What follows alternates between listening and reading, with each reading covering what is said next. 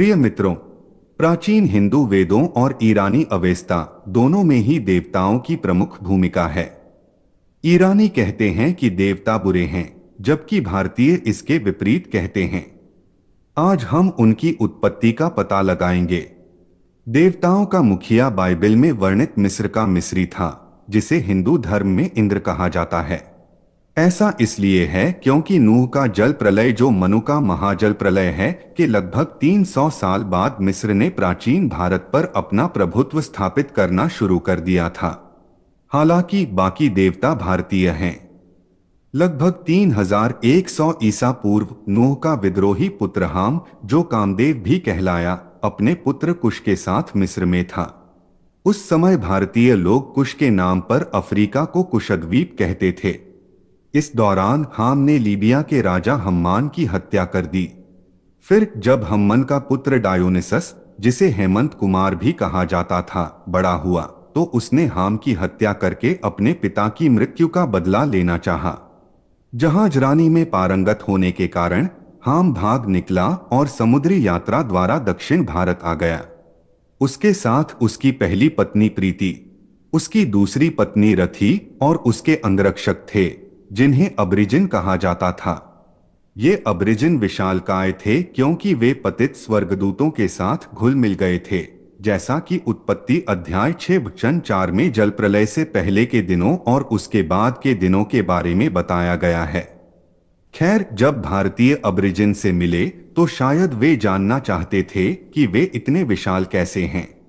हो सकता है उन्होंने कहा हो कि वे दिव्य थे, जो उनके पतित स्वर्गदूतों से जुड़े होने का संकेत दे रहे थे।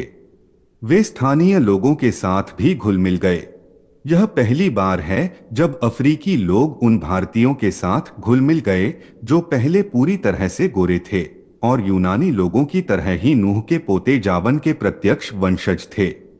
आधुनिक तमिलों को आज भी यह मुलाकात याद है जब हैम और रिया, जिन्हें मनमथ और रथी देवी के नाम से जाना जाता है, उनके पास आए थे और उन्होंने वसंतविल्हा नामक प्रेमी उत्सव की शुरुआत की थी, जो वही बैकनालिया है जिसे हैम ने इतालवी युवकों के साथ किया था जब उन्होंने उनके प्रथम राजा गोमेर की मृत्यु के बाद उन्हें भ्रष्ट कर दिया था।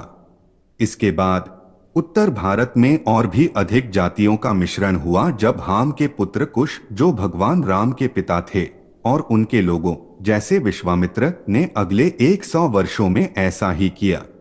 विश्वामित्र ने नूह के धर्मात्मा पुत्र शेम, भारत के राजा भरत, जिन्हें जनता हरिश्चंद्र के नाम से भी जानती थी, का वध कर दिया। अब अपनी कहानी पर वापस आते हैं। दक्षिण की मिश्रित आबादी भूरे, बहादुर योद्धा जैसे विशाल शरीर और लंबे अंगों वाले लोग निकले। वे खुद को थेवर कहते थे, जिसका संस्कृत में सही अर्थ देव होता है। दरअसल दोस्तों, तमिलनाडु में थेवर आज भी मौजूद हैं। अपने आकार और ताकत के कारण वे खेलों में भी अच्छा प्रदर्शन करते हैं।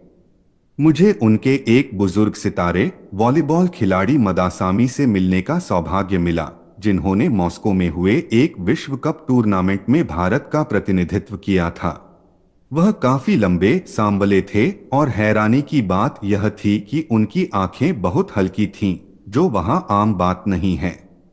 इसके अलावा ब्रिटिश काल में दक्षिण भारत में ग्राम मुंसिफ कहे जाने वाले ग्राम प्रधान होते थे, जिनका काम अभिलेखों का रखरखाव, स्थानीय विवादों का निपटारा और ब्रिटिश सरकार के लिए कर वसूलना होता था।